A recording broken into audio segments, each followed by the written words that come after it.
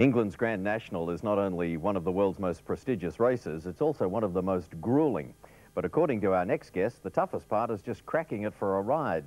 Jamie Evans is one of 35 starters in the Grand National this year, and that means he becomes the first Australian jockey to compete in the Grand National. And he joins us this morning from the Caulfield racetrack in Melbourne. Jamie, good morning to you. Good morning, Steve. Now tell me how all this came about, because you might be the top jump jockey in Australia, but in England they really couldn't care less. You had to sell yourself. Exactly. I think that's true of any sportsman going to the UK. You've got to sell yourself, and even though I'd won the premiership 3 times in Australia, that meant nothing. So I had to think about it, and the best way to do it was put all my best wins on tape, videotape. Because I'd rode in Japan, New Zealand, France and all that before I went to the UK, and send it to Martin Pipe, and then he can just sit in front of TV and make up his own mind. Well, this bloke can or he can't ride, and as soon as I sent the tape, he had a look at it, he rang me up. You better tell me who Martin Pipe is. Martin Pipe's been a champion trainer in the UK for the last probably 7 or 8 years. He's a fantastic trainer. He trains horses like they're athletes, which they are, and none of this hand-me-down like they used to train them in the old days. He's taken training sort of to you know, a new phase, and now everyone's copying him. And how soon after you sent him your CV, if you like, did the phone ring and Martin Pipe says, righto, you've convinced me, I want you to ride for me?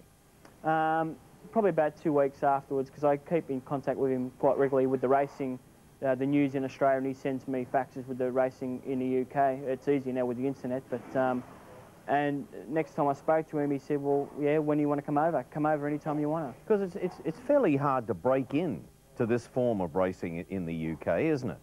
As I said, you can be #1 in Australia, but they couldn't care less. But the funny thing is that we tend to beat them at cricket and rugby and most other sports, but they're funny like that, but they're just, I think it's a tradition to put their own on before putting on foreigners.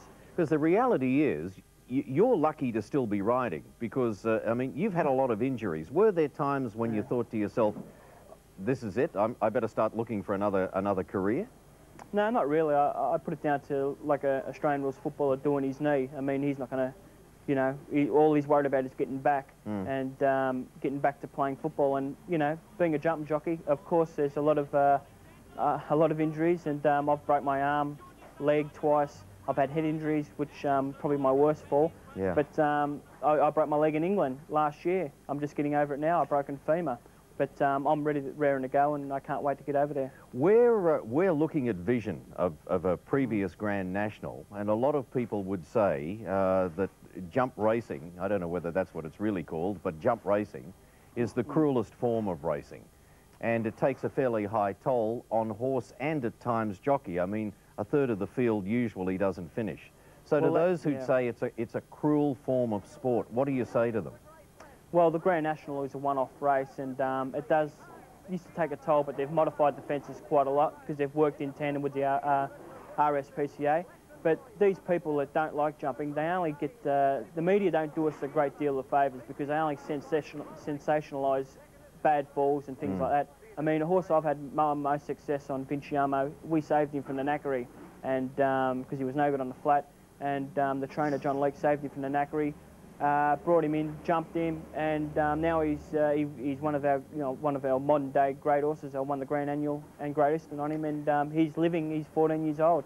Jamie, just quickly, do you know what horse you're riding in the National? will last year I was on Riverside Boy, and he ran 5th in the race, but as you know, I broke my leg a week before that. I don't know if Martin will have about 4 runners, so whatever I get on, hopefully I can do well and hopefully finish in the money. Good Finishing is just a feat on its own. Yeah, good to talk to you this morning, and good luck. No worries, Steve. Thanks, Jamie.